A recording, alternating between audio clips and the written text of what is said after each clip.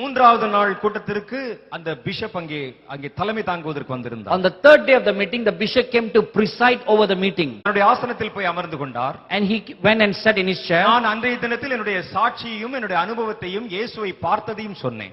That day I shared about my testimony like how I'm sharing with you right now. அவர் பின்னால் இருந்து கொண்டு சிரித்துக்கொண்டே அமர்ந்திருந்தார். And he was seated at the back and was mocking fun of what I was sharing. அடுத்த நாள் கூட்டம் வந்தது. The next day, அன்றைக்கும் அந்த பிஷப் வந்து விட்டாருங்க. the bishop came also to preside. அவர் ஆரம்பித்து வைக்க வேண்டிய நேரம் வந்தது. The time came for him to begin the meeting. அவர் மேடையில் ஏறி பேச ஆரம்பித்தார். He came to the front of the stage to say, நம்முடைய சகோதரனுக்கு ரொம்ப ஆத்ம பாரம் இருக்கிறது. our brother is a very very burdenful person. எப்படியாவது கதை சொல்லியாவது உங்களை இயேசுவை ஏற்றுக்கொள்ள வைக்க வேண்டும் என்று அவர் நினைத்திருக்கிறார். He is thinking in his heart that somehow he'll cook up some stories to make you believe and accept Jesus. ஆகவேதான் இயேசுவை பார்த்தேன் என்று சொல்லி உங்கள் நடுவில் மேடையில் நாக்குசாமல் போய் பேசுகிறார். That is why he is boldly deceiving and lying to you that he saw Jesus. நாங்கள் படித்த எங்களுடைய இறையியல் சொல்லுகிறது தேவனை ஒருவனும் ஒரு காலம் கண்டதில்லை. The seminary that I went to taught us that no one can see God. ஆனால் இவர் அதை பார்த்ததாக சொல்லுகிறார். But this man says he saw the Lord. அவர் சொல்வது பொய் என்று அவருக்கும் தெரியும், எனக்கும் தெரியும், உங்களுக்கும் தெரியும். I know that he is lying and he knows that he is lying and you all know that he is lying. ஆனாலும் அவர் நீங்கள் எப்படியாவது ஏற்றுக்கொள்ள வேண்டும் என்ற பாரத்தோடு சொல்லுகிறார். But no matter what it is, he has a burden that you all must accept Jesus. ஆகவே நாம் அவரை கைதட்டி வரவேற்போம். Therefore let us all clap our hands and welcome him. என்று கேலியாக சொல்லிவிட்டு அமர்ந்து விட்டார். And like manner he was mocking at me. அடுத்து நான் பிரசங்கம் பண்ண வேண்டும். Next I must come up to preach. எனக்கு பிரசங்கம் பண்ணவே முடியவில்லை. I was so sudden I could not preach. ஜனங்கள் அத்தனை பேருக்கு நடுவில் இது ஒரு பெரிய அவமானமாய் போய்விட்டது. I felt so ashamed in front of all the people. என்றாலும் நான் கொஞ்ச நேரம் ஆவியிலே நிரம்பி ஜெபித்து பிரசங்கம் பண்ணி முடித்தேன்.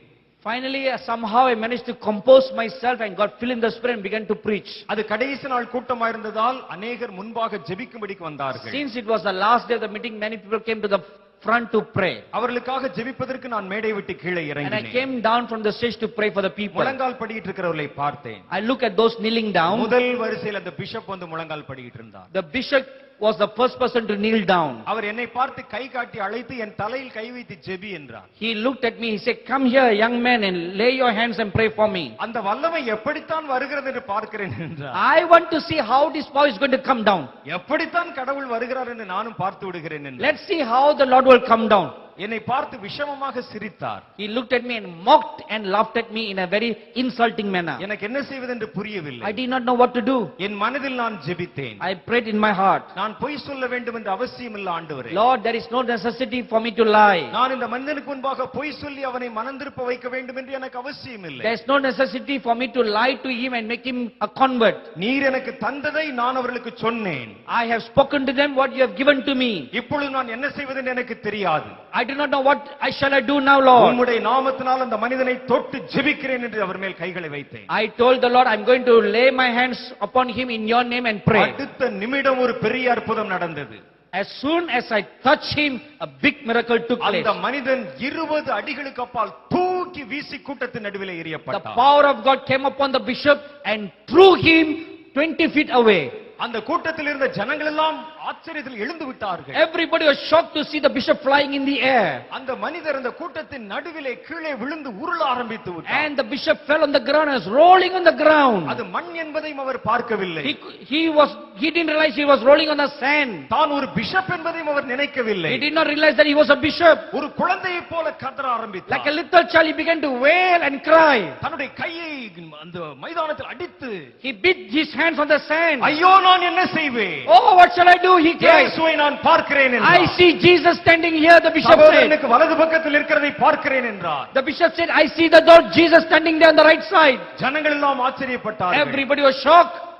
நான் என் மனதில் நினைத்துக் கொண்டேன். I thought in my heart, இந்த பிஷப்புக்கு இது வேண்டும். this bishop deserves this. இந்த பிஷப்புக்கு இது கண்டிப்பா நடக்கணும். Certainly the bishop deserved this. நீங்கள் நம்ப மாட்டீர்கள், அந்த பிஷப் உடனே தன்னுடைய வேலையை சில மாதங்களில் ராஜினாமா செய்தார். You may not believe this, but slowly, shortly after the bishop resigned his work, அவர் கர்த்தருக்கு முழுமையாய் தன்னை அர்ப்பணம் செய்து மிஷனரியாய் கடந்து and he போய்விட்டார். dedicated his life afresh to the Lord, and he became a missionary. இயேசு இன்றைக்கும் உயிரோடு இருக்கிறார். The Lord Jesus is alive today. கர்த்தர் தம்மை தேடுகிறவர்களுக்கு தேடும் பொழுதே தம்மை வெளிப்படுத்துகிறவராய் இருக்கிறார். The Lord reveals himself to those who seek him. கடவுள் இல்லை என்று சொன்ன அதே வாயால் இன்றைக்கு நான் உங்களுக்கு தைரியமாய் சொல்ல முடியும். The very lips that said there is no God, I am saying to you that God is real. இயேசு ஒரு செத்து போன கடவுள் அல்ல. God, Jesus is not a dead God. அவர் என்றைக்கும் ஜீவிக்கிறார். He is a living God. தம் ஜனங்களுக்கு நடுவில் அவர் உலாவுகிறார். He is a God who moves in his people. தம் ஜனங்களை அவர் சந்திக்கிறார். He meets his people. அவர்களோடு அவர் பேசுகிறார். He is a God who talks to the people. அவர் பேசாமல் இருப்பதற்கு ஒரு விக்கிரகம் அல்ல. He is not an idol who cannot talk. செயல்படாமல் இருப்பதற்கு அவர் உயிரற்றவரும் அல்ல. He is not a dead person who cannot work. மரித்தேன், I died, ஆனால் சதா காலங்களிலும் உயிரோடு இருக்கிறேன் என்று but சொன்னார். behold, I am alive forevermore.